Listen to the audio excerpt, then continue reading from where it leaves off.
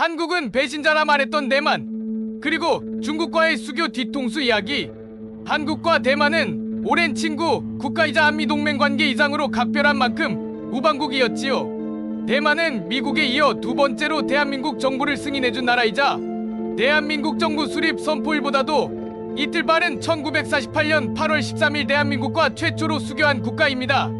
당시까지만 하더라도 대만은 국제연합의 상임 이사국이기도 한 만큼 한국에게 든든한 지원군이 되어 주기도 했습니다. 국공내전을 치르면서도 장제스 총통은 상하이에 임시정부를 설립하도록 지원을 아끼지 않았지만 국공내전에서 패배해 대만으로 망명하게 됩니다. 망명 후에도 장제스 정권은 안보리 상임이사국 지위를 유지하면서 국제사회에서 한국을 적극 지원하기도 했습니다. 그러나 1970년대에 들어서면서 국제사회에서 중국의 위상이 점차 커지기 시작합니다. 특히 1971년 유엔 총회에서 중국이 대만을 대신하여 유엔 상임이사국 자리를 차지하게 되면서 화가 난 대만은 유엔을 탈퇴했고 국제사회에서 대만의 외교적 고립이 심화되었습니다. 이로 인해 대만과 외교 관계를 유지하던 국가들이 점차 하나의 중국 원칙을 강조하던 중국과 수교하면서 어쩔 수 없이 대만과의 관계를 끊기 시작했고 일본 역시도 자국의 이익을 위해 1972년 중국과 수교를 맺게 되면서 대만과 단교를 하게 됩니다. 따라서 당시 일본의 초대 수상이며 정계의 거물이던 요시다 시게루도 대만을 방문하며 정중히 사과하고 수교의 배경을 상세히 설명하고 양해를 구하기도 했습니다. 중국의 거대한 시장 잠재성과 관계 개선을 위해 미국 역시도 어쩔 수 없이 1979년 1월 1일 대만과의 국교를 단절을 합니다. 하지만 미국은 그동안 맺어온 동맹 관계를 감안해 그때까지 대사관 부지를 매각할 수 있게 시간을 벌어주었으며 미국은 대만과의 국교를 단절한 이후에도 양국은 서로의 나라에 대표부를 넣어 비공식적인 외교 관계를 이어나가고 있고 타이완 관계법을 통해 미국과의 안보 군사적 밀원을 다져옵니다.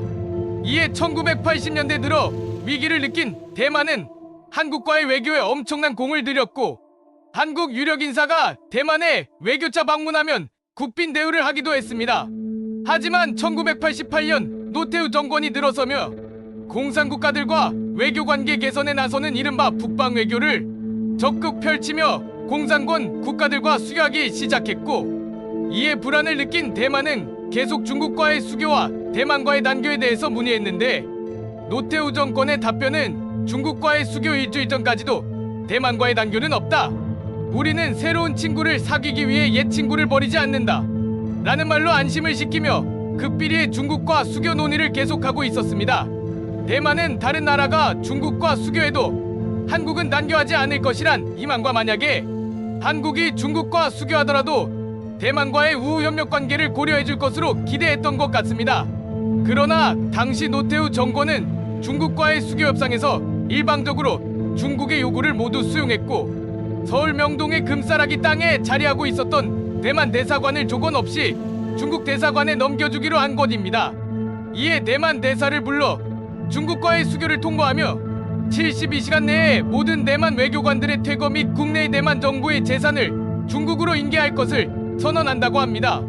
당시 대만 대사관은 국내법 적용을 면제받고 대만이 주권을 행사할 수 있는 권리를 가진 치외법권 지역이었지만 그러한 대만의 자산을 강제로 몰수하여 중국에 넘긴 것이었습니다.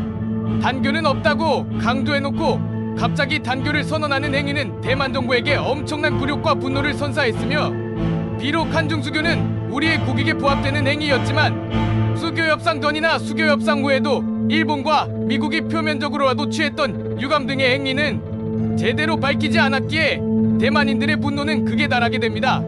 대만 정부는 공식적인 채널을 통해 한중 수교 하루 전에 먼저 한국과의 단교를 먼저 선언합니다.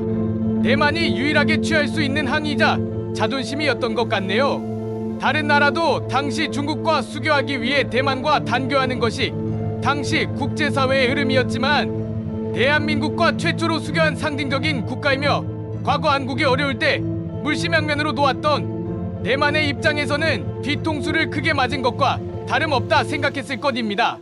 그러나 당시 노태우 정부도 대만과의 외교 관계 단절은 불가피한 선택이었다고 설명을 했고 당시 국제 정세와 국내 경제적 필요성을 고려할 때 이는 현실적인 선택이었다고 강조했습니다. 뭐 어쩔 수 없는 선택이었다고 하지만 단교 과정을 보면 정말로 뒤통수를 제대로 친 것 같네요. 한국과 대만의 단교 과정에 대해 어떻게 생각하시는지 댓글로 부탁드리고, 영상이 재밌으셨다면 구독과 좋아요도 부탁드립니다. 끝까지 시청해주셔서 감사합니다.